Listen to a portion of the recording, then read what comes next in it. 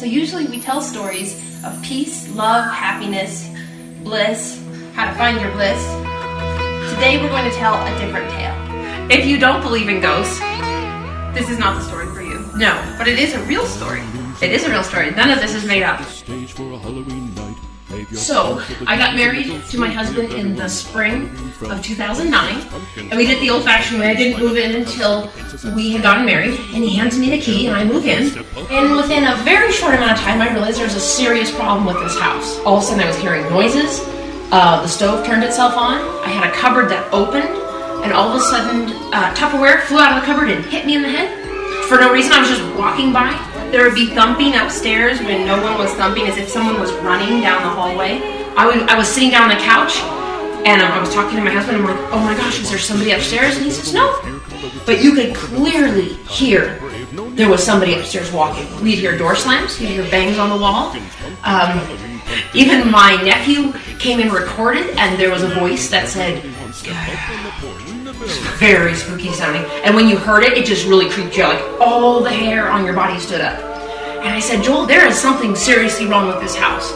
And he says, yeah, I know, it's haunted. I'm like, you didn't tell me that before I moved in.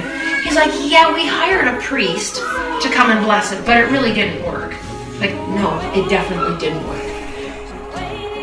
My sister and I had to come up with ways to basically be an exorcist, because there was no way for me to live in this house and have that much negative energy.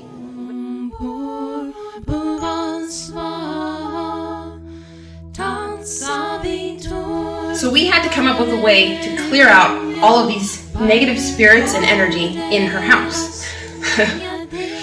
Spirits, they're very sensitive, and they respond to the more refined senses. So they're very in tune with sense of smells and sound. They're very sensitive to those things. So obviously you want to surround yourself with very positive, uplifting energies and feelings and smells and sounds. So we came up with the idea of actually playing our music. So we played a lot of Shanti Shanti and a lot of and specifically the Sanskrit chant, because it's very, very pure vibes and very pure energy, pure sounds.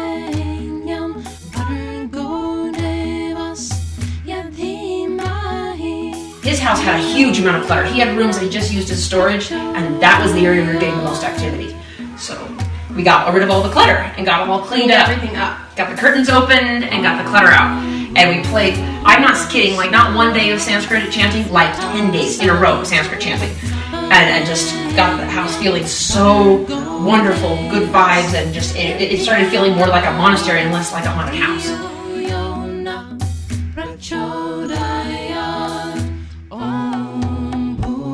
No Ouija boards, not a good idea. You're opening a big gateway and you're just inviting everything in. So, you know, they're fun in theory. Save it for the movies, and don't do that in your house. And make sure your kids are not doing it behind your back in your house and lying to you about it. Also skip the heavy drugs in your house. You know, as we said, a glass of wine or a cigarette's fine. Don't sit in your house and do like a lot of cocaine or something and think that that's going to bring good energy, because it's not. It's going to bring really dark energy. Dark energy. Not lots of screaming and arguing. And if you've had a humongous argument, clear everything out, because you brought a lot of negativity into the house. Also, incense, beautiful smells. So incense, fresh flowers, candles. There's all the stuff that we did to clear out Andrea's spirits in her house.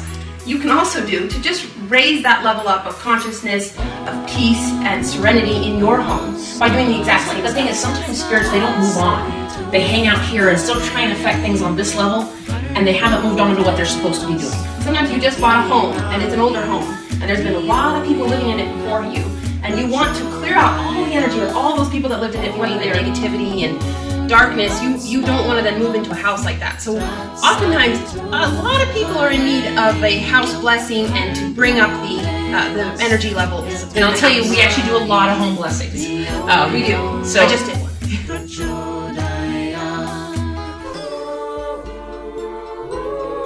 One home blessing we did, we arrived and the girl was totally possessed. She was sitting in her room barking at us and throwing things and spitting. So we learned right there that she needed, it wasn't that the house needed clearing, it's that she needed a clearing. That's not our level. Have a great season. Please subscribe to our channel. Please like us on Facebook. And we want to say, Happy Halloween!